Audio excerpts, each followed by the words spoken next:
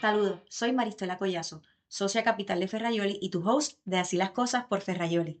En este episodio vamos a hablar con Gustavo Vélez. Gustavo es un economista puertorriqueño muy reconocido y nos acompaña para llevarnos a través de la historia económica de Puerto Rico, dónde estamos, hacia dónde va nuestra economía y qué necesitamos aportar para asegurar un futuro mejor en nuestro país. Te invito a que nos escuches y nos acompañes. Saludos y bienvenidos a otro episodio de Así las Cosas por Ferrayoli. Hoy nos acompaña nada más y nada menos que Gustavo Vélez, reconocidísimo economista y amigo muy querido. Gustavo, gracias por estar aquí. A ti, María Estela, gracias por invitarme y te felicito por esta iniciativa Gracias. valiosa y educando, ¿no? Para que el país pueda ver todo lo que está pasando y desde el ángulo legal claramente que hay muchos temas para discutir. Muy agradecida por esas palabras. A ti. Gustavo, mira, parte de la motivación detrás de este podcast es que la gente conozca no tan solo Ferrayoli como firma, sino como institución, cuáles son los temas que nos interesan y en las áreas en Puerto Rico que queremos aportar. Una de esas áreas me parece súper importante, comenzando el año, es la economía, que es el área que rige básicamente todo lo que hacemos, ¿verdad? Y yo dije, ¿quién mejor que Gustavo Gracias, Rado. para hablar del tema? Pero quiero empezar con una parte personal, que nos cuentes un poco de tu historia. ¿Quién es Gustavo Vélez y cómo llegas a ser el economista que eres hoy en día? Sí, pues mira, gracias, María Estela, nuevamente contento de estar contigo y tu audiencia. Yo he visto el podcast, así que está bien variado y te felicito. Porque creo que todo el mundo es una conversación aspiracional de que más profesionales como tú, del ángulo legal, ¿verdad? Economistas, todo el mundo creo que puede aportar, ¿verdad? De acuerdo, 100%. Para que el país mejore, así que estoy bien contento de estar contigo. Pues mira, yo jamás pensé que iba a ser economista. Yo entré a la Universidad de Puerto Rico con una beca de deporte. Yo hacía el deporte de atletismo. Mira para allá, qué chévere. Sí, desde los 10 a los 11 años empecé a correr en mi escuela, colegio, y entré a la Universidad de Puerto Rico con una beca de atletismo. Espectacular. En 1988. Y entonces allí no tenía claro, me inclinaba más por el tema de la literatura y las humanidades, pero me di cuenta que, obviamente, aunque sí me gustaba, como que al final uno piensa que vamos a vivir, ¿verdad? Y digo esto con mucha honestidad, sin darle mérito a los que han escogido ese campo. Claro. Y me encantó la economía, que era un punto medio entre que era ciencia social, la economía es una ciencia social, que me deja ver el tema de los negocios, el tema de la economía, y a la misma vez el tema de lo que me gusta, la literatura, todo el tema más social humano. Y ahí pues me enamoré de la profesión, me gradué, actualmente hice la maestría de la UPR en Río Piedras, y ahí empecé en el gobierno de economista, en la Junta de Planificación, y estuve 10 años en ese mundo de gobierno. Estuve en el municipio de San Juan, estuve de asesor en la legislatura de Puerto Rico y después estuve en la Fortaleza un tiempo. Y de ahí monté mi firma Inteligencia Económica, que es lo que he hecho desde el año 2006 al presente, ¿verdad? Ya en el campo privado como consultor de asesoría a firmas privadas. Fíjate que qué interesante tu experiencia que narra. A mí me parece que es una experiencia bien 360, porque la economía, sí, ahora tú lo ves desde la perspectiva primordialmente privada, pero la realidad es que el gobierno sienta muchas de las bases de lo que nos va a pasar en perspectiva económica. Entonces tú tienes todas esas visiones, tienes la visión ejecutiva, tienes la visión de la legislatura, inclusive hasta la municipal, que a veces es, oye, de las más importantes.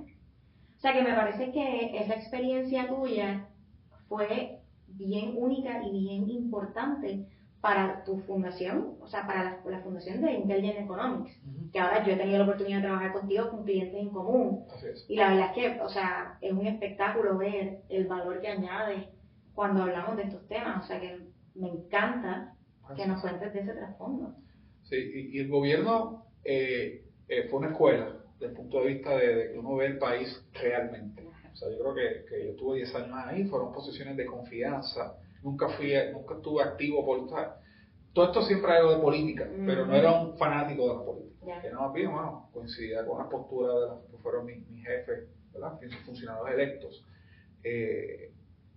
pero era más bien cómo ayudaba a la gente. Yo creo que era una manera donde puede ser instrumento para mejorar el país. Es una especie de utopía, pero yo creía en eso. Cuando sentí que había cumplido con ese rol, con esa misión, pues decidí salir. Pero ya, como tú dices, la parte privada, entonces tengo los dos mundos. Por supuesto. Y creo que esa visión pública y privada ha sido bien útil para poder hacer lo que hago. No, y te da una profundidad de conocimiento, o sea, ventajosa. Sí. Y súper importante. Coge tu golpe en el camino. Ah, pero ¿quién no coge golpes en la vida? Y el tema, ahorita sé que podemos hablar un poquito de eso, ¿verdad? Es que se quedan cosas sin hacer. Porque obviamente, aunque tú eres asesor, yo era más un asesor, el funcionario electo que yo asesoro, pues, es el que ejecuta. El que ejecuta. Y una vez uno piensa, ¿verdad? Esto es lo que idealmente hay que hacer, pero esto no opera en un vacío. Claro. Y el político, por más que tiene, pienso yo, buenas intenciones, sopesa la variable política, a veces eso pues, tiene más peso que otros temas, pero nada, lo pasé bien y fue un momento muy bonito en mi vida. Entonces, hablando de ese trasfondo tuyo tan único y habiéndolo hecho, yo lo he visto, ¿verdad? En el día a día real, te pregunto, estamos en el 2025, tenemos presidente nuevo, tenemos gobernador nuevo, prácticamente tenemos un congreso bastante nuevo. ¿Cómo está la economía? La de Puerto Rico. Sí. Mira, la economía de Puerto Rico, ahorita comparto el libro que te traje, que he escrito, está en mi cuarto libro. La economía de Puerto Rico viene, Maristela, de un proceso, primero de una larga crisis fiscal, comienza en el año 2006, cuando quiebra el gobierno, se queda sin dinero, digo decir, la quiebra vino eventualmente. Y a partir de ahí empezó un proceso largo, del 2006 hasta el 2017, que llega el huracán María. En el camino perdimos bancos. Sí, eso hablamos en otro episodio con Karen Navarro de la institución financiera y los cambios. Los cambios que han habido, el sistema bancario de Puerto Rico era bien robusto y bien diverso. Y vimos también la pérdida del crédito al gobierno de Puerto Rico, donde degradaron chatarra. Hemos visto la sindicatura federal bajo la ley promesa en la Junta Fiscal. Y en ese interín de tiempo también hemos visto 3 huracanes y terremotos y una pandemia. Casi nada. Nadie hubiera pensado que íbamos a coger tanto golpe como país. Y hemos perdido 600.000 personas. Dicho eso, del 2017 para acá, el huracán María y los eventos que han ocurrido han causado destrucción, pero igualmente han traído dinero. Y yo creo que ha habido un efecto aquí donde el dolor y el sufrimiento que hemos tenido ha sido compensado. No paga nunca la muerte de nadie, claro, ni el dolor humano, pero todo ese dinero ha creado un dinamismo que no es real, porque es un dinero no recurrente. Y del 2017 para acá, irónicamente, las cosas han mejorado, no porque hemos resuelto los problemas de fondo del país, el sistema educativo, el sistema de permisos, el sistema contributivo, sino que este dinero inyecta un dinamismo que ha creado una sensación de mejoría. Le pusimos como una curita. Una curita. Hemos puesto un suero, siendo la economía a un paciente que está en estado de enfermo.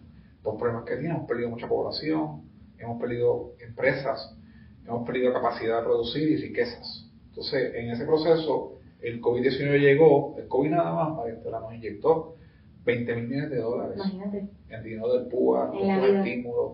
Entonces, nadie hubiera pensado, ¿verdad?, que el dinero iba a llegar en esa cantidad. Y hoy estamos en una sensación de mejoría artificial. Una que otra cosa positiva, los hoteles aquí en Atorrey, hoteles nuevos, estos 22, estos inversionistas que están llegando, hay empresarismo. Pero en el fondo estamos, creo yo, comprando un poco de tiempo y no hemos llevado la economía a un estado de que sea autosuficiente la economía por riqueza propia y por actividad propia, sino que es más fondos federales, al punto que el 35% de la economía hoy la mueve el dinero federal que se envía desde Estados Unidos. Esta parte es bien scary y es un tema recurrente que uno escucha hablar año tras año. ¿Dónde está el desarrollo económico desde la perspectiva longeva? O sea, creando industrias que van a ser recurrentes, como tú muy bien dices. Eso no lo tenemos, no existe. O sea, desde que se fueron las 936, yo desconozco que hemos creado realmente una nueva industria que la reemplace de manera recurrente. Y a mí eso me da un terror increíble. ¿Qué recomendaciones o qué oportunidades tú defines que debemos, el gobierno o tal vez la industria privada o una combinación de ambos, debemos explorar para empezar a crear ese desarrollo recurrente de cara al futuro, aprovechando la ola económica que se nos ha dado de manera artificial? Claro, yo he planteado que todo esto de la quiebra que hemos pasado que se nos redujo la deuda que el país tenía acumulada Claro. de 70.000 millones, vamos a terminar con 30.000 millones más o menos, que es casi más de la mitad de lo que teníamos como una gran hipoteca sobre los hombros nuestros hijos y nietos. Exacto. Y eso es una ventaja. Todo este dinero de reconstrucción que se ha asignado nos da una zapata para mejorar la infraestructura, energía, carretera, todo lo que ha pasado. Y yo lo que planteo es que hay que hacer un plan con una estrategia de corto, mediano y largo plazo, donde cojamos todos esos dineros que han llegado, sea como un dinero de una base, para construir, como tú has dicho, unas empresas y unas industrias donde el país tenga ventajas competitivas. Claro. ¿Cuáles son las empresas? La industria, el turismo. El turismo es una empresa que no depende de incentivos federales. Tenemos la playa, el sol, la gastronomía, la cultura. Tecnología. O sea, Puerto Rico tiene que apalancarse en sectores donde hay una ventaja natural. Claro. Y ese ejercicio hay que hacerlo. Máxima con el talento, y la ley de los beneficios de exportación, o sea, es un no-brainer. Ustedes como FEDO, ustedes ejemplo Ferrayoli, una empresa líder en el mundo legal, que yo la vi cuando crecer, conozco aquí a algunos de los socios, Fernando, Eugenio, todo el grupo, pueden exportar servicios, no sé si lo están haciendo. Claro, por supuesto. Pues esa es una ventaja donde hay know-how. Son bilingües, manejan el sistema legal americano y el local, pueden usar empresas, darle servicio a empresas de América Latina que usan Estados Unidos. Practicamos allá. Practican allá, así que qué bueno, muchas cosas que no sabía. Así que ahí hay un nicho. De acuerdo. Publicistas que pueden hacer cosas, ¿sabes? Apalancarnos en lo que podemos hacer para crecer la economía. Si replicamos eso y mejoramos los permisos, mejoramos el sistema contributivo, el sistema energético, agendas que hay que hacer, yo creo que vamos a construir esa economía que tú has dicho, que sea de una creación de riqueza propia y orgánica y no dependa tanto en fondos federales. Diste en el clavo con varios puntos, pero sobre todo, una de las preguntas que también yo tenía era, oye, ¿qué necesitamos de nuestro gobierno, sin entrar en ningún tipo de índole político, en temas de economía? Oye, energía, que han dicho que es un tema caliente, ¿no? Los permisos, agilizar eso, facilitar, conseguirlo. O sea, ¿qué más el gobierno tiene que hacer para posicionarnos? Ese plan, oye, ese plan es una cosa bien importante porque a través de los servicios que nosotros brindamos, yo he tenido la oportunidad de colaborar con distintos clientes y he visto de primera mano todos esos fondos federales que están llegando para desarrollar construcción, para desarrollar residencia energética, un sinnúmero de oportunidades. Pero un brazo no habla con el otro. Correcto. Entonces no hay un plan a largo plazo, cada agencia está funcionando como un ente independiente y yo creo que la comunicación, como tú dices, es clave para crear un futuro sostenible. Concurro contigo, yo creo que esa discusión hay que tenerla, porque el gobierno se está viendo como un fin en sí mismo. Exacto. O sea, el gobierno cuando nació todo esto, por los 50, cuando nació Manos a la Obra, todo este proyecto de industrialización, el gobierno, la modernidad del país se estaba construyendo, el gobierno fue un ente importante. Pero ese gobierno ya logró un propósito, que era un gobierno que se llama capitalismo de Estado, el Banco de Fomento, Fomento Industrial, la Junta de Planificación. O sea, el gobierno fue la punta de lanza de la transformación. Y después creció y se hizo gigante y perdió el norte. No tiene compartido, es la realidad, el gobierno como es. De todos los colores y sabores. Se desvió de su origen. Y el gobierno tiene que replantear su rol hoy, que el rol debería ser un gobierno que facilite, un gobierno pequeño, ágil, con métricas, y sea socio del sector privado, del quehacer empresarial. Y eso es un cambio de filosofía y de visión. Es un reto. Es un reto enorme y un cambio completo de paradigma que va a tomar mucho tiempo. Yo pensé que la quiebra de ese mismo gobierno, que se hizo gigante, y no podía, se endeudó más de lo que podía. Son partidistas, toda la historia de los últimos 20 años, práctico. Y que de esa elección se aprendiera algo, como dije ahorita, y el gobierno, oye, vamos a bajar, bueno, ya se privatizó energía, con Luma y Genera, ¿sabes? Todo el proceso, pero yo creo que es tardío todo esto. El gobierno tiene que dejar hacer y ser socio del sector privado. De acuerdo. Si esa versión sea lo facilitador, dejar de cobrar tanto impuesto y crear las condiciones para que el sector privado sea el que crea la riqueza y los empleos. Si se logra eso, oye, el país va a crecer y quien lo haga va a ser favorecido, porque eso lo otro estuvo dentro del gobierno, siempre se piensa en las próximas elecciones. Claro. Y no se ve que hay que pensar en las próximas generaciones. En las próximas décadas. En las próximas décadas. Y hasta que no se cambie mentalidad, lo que hemos tenido 8 gobiernos de 4 años, y los problemas que el país tiene no se van a resolver en 4 años. Sí. La economía va a ser no recurrente y los problemas recurrentes. Correcto. Y estamos en una especie de círculo vicioso donde tu bufete, ¿verdad? Esta firma de abogados, que ha sido exitosa, la mía, todo el mundo se ha adaptado a eso. Claro. Pero en condiciones bien adversas, ¿no? Sí. Y eso es algo que nosotros hablamos con frecuencia. Internamente en la firma a veces hablamos, cuando miramos la trayectoria histórica, decimos, es un milagro, es una cosa impresionante cómo aquí los negocios crecen, se desarrollan, aumentan todos los años con todos los retos externos que tenemos, Adversidad externa, contra viento y marea. la hostilidad que hay en el ambiente. Y entonces, esa iba otra pregunta era, oye, ¿cuáles son los retos? Es que el gobierno en sí mismo es el reto, ¿verdad? Y yo creo que todo el ente privado lo que está buscando es cómo yo puedo sobrevivir y a la misma vez tener éxito, no obstante este impedimento que tengo. Correcto. O sea que yo creo que ese es el reto que tenemos como país.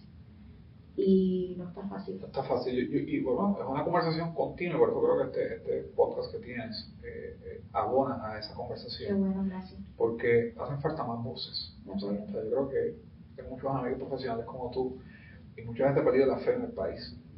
Y yo creo que eso es lo peor que puede pasar. Que la medida en que todos colectivamente perdamos la fe, pues el país se va a ir por manos arriba y pues el otro será un pasaje. En ese sentido, yo creo que los gobiernos están llegando a un punto que están cada día reconociendo más de que necesitan soltar un poco. Pero ese espacio hay que reclamarlo, Maristela.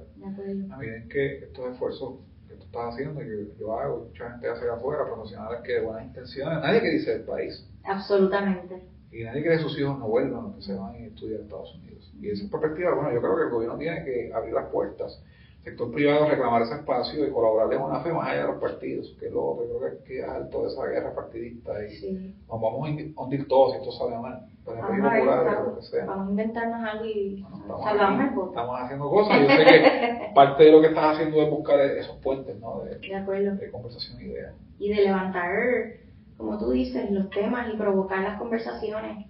Oye, poco a poco se llega, ¿no? Así es. Espectacular. A mí no tengo duda de que las conversaciones contigo siempre son súper productivas. Gracias. Pregunta, tú eres empresario, además de economista eres empresario. En este clima económico que estamos discutiendo, sabiendo que quienes realmente están dando la batalla por Puerto Rico son los empresarios puertorriqueños, y hay empresas foráneas que también dan la batalla por Puerto Rico, porque yo tengo amistades que laboran en ellas y me consta que tienen un compromiso real con nuestra isla. Pero hablando en específico de nuestros empresarios, como tú, 3 consejos de cara a la economía que tenemos, cómo pueden maximizar todos esos fondos federales para hacer crecer su negocio y, oye, echar para adelante. Sí, creo que es buena pregunta para dar contexto, ¿no? Y cosas prácticas. Si preguntan en estas entrevistas que la gente se lleve algo de valioso. Claro. Yo creo que estaban estos días hablándole a una asociación, un gremio, Azores, los restaurantes. Espectacular. Llevamos 4 años dándole proyecciones de la industria de ellos y hablaba, primero, la economía está en una transición a una normalidad. No está diciendo ahorita pensamiento. La economía viene de 3 años bien buenos, 21, 22 y 23, donde todo este dinero pandémico, todo este dinero federal ha ayudado a que haya una actividad económica bien sólida. Ya la segunda mitad del 24, ya estamos viendo todos los indicadores están apuntando a una normalización. Regresando a lo que teníamos antes de la pandemia y todos estos eventos. No es que estamos en recesión, es que la economía está buscando una nueva normalidad a su estado normal.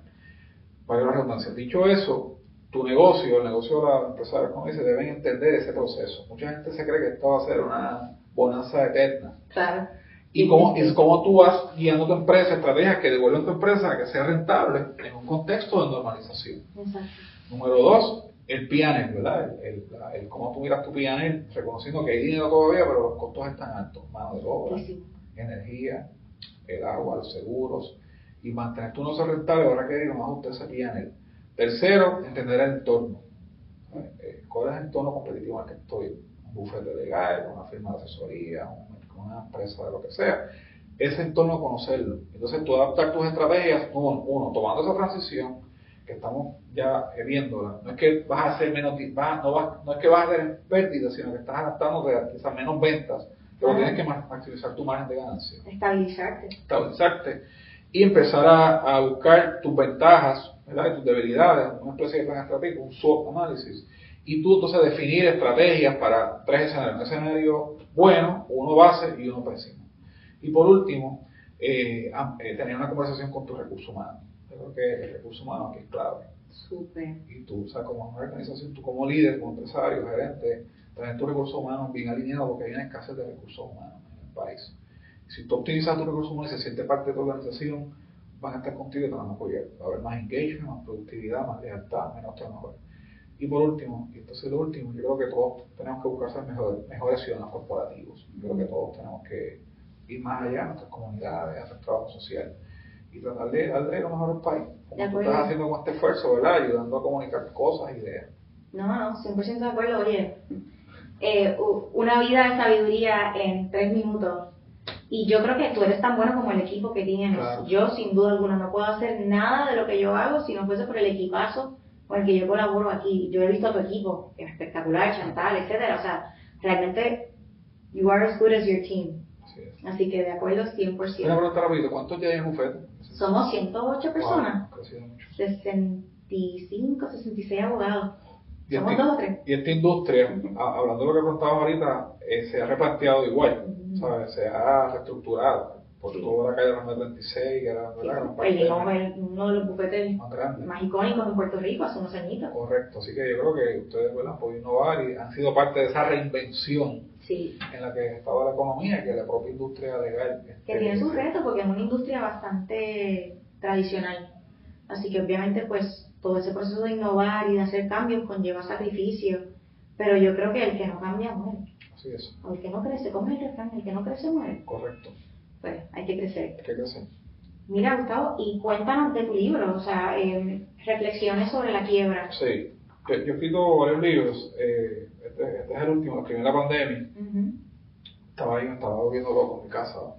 Tenemos mucho. Y había empezado a escribir algo y no sabía qué era como la dirección que quería darle, entonces me dediqué a escribirlo. Dije un poco la reflexión, esto fue en el 2020, y de hecho lo editó mi esposa, amiga Cifonte, que me da gracias. Y aquí yo hago una reflexión esto mismo de por qué quebramos, un poco lo que hemos resumido en este podcast, ¿no? Por qué hicimos mal como el gobierno y cómo salimos de esto.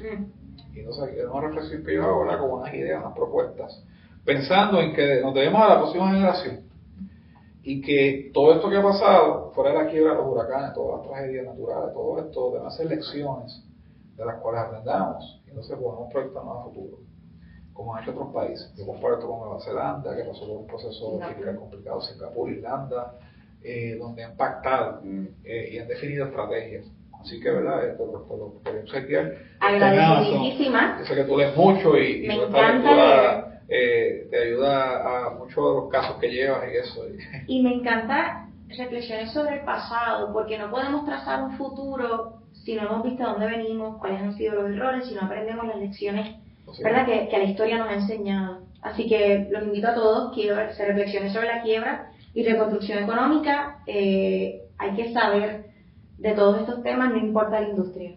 Y eso es parte del propósito de este podcast. Así que nuevamente, Gustavo, infinitamente agradecida. Gracias, lo ayuda mucho. Yo también, y siempre en deuda. Una última pregunta que no tiene nada que ver con la economía. Dime. Si el dinero no fuese un issue, ¿a qué te dedicarías y por qué? Me dedicaría a dar clases. Me encanta también. Esa es parte de mi retiro, lo quiero hacer dando clases y hacer trabajo comunitario y ayudar a pequeños empresarios a montar su negocio. Eso es lo que me apasiona. Y cuando resuelva el tema de libertad financiera, creo que sea pronto, a eso me dedicaré. Me encanta, I love it. Pues nuevamente gracias por acompañarnos y hasta la próxima. Las opiniones vertidas en este podcast no necesariamente son la opinión de Ferraioli LLC o sus colaboradores.